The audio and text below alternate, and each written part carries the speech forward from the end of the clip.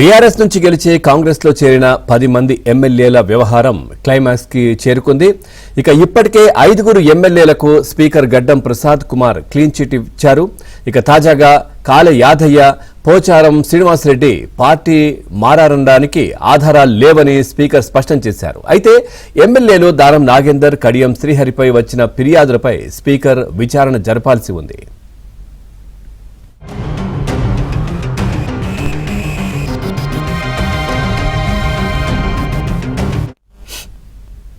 మరోవైపు జగిత్యాల ఎమ్మెల్యే సంజయ్పై దాఖలైన అనర్హత పిటిషన్పై సుప్రీంకోర్టులో విచారణ పూర్తి కాగా తీర్పు రిజర్వ్లో ఉంది.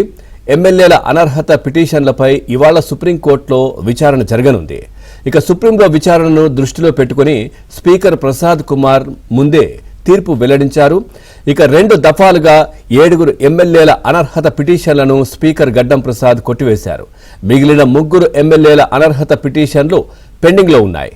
అందులో విచారణ పూర్తయిన ఎమ్మెల్యే డాక్టర్ సంజయ్ కుమార్ కేసులో స్పీకర్ ఇంకా నిర్ణయం తీసుకోలేదు.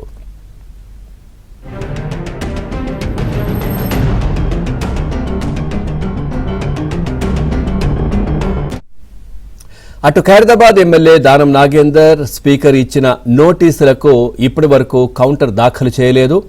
ఆయనకు పిటిషనర్గా హుజూరాబాద్ ఎమ్మెల్యే పాడి కౌశిక్ రెడ్డి ఉన్నారు. ఇక స్పీకర్ 2 సార్లు ఇచ్చిన నోటీసులకు దానం నాగేందర్ ఇంతవరకు సమాధానం ఇవ్వలేదు.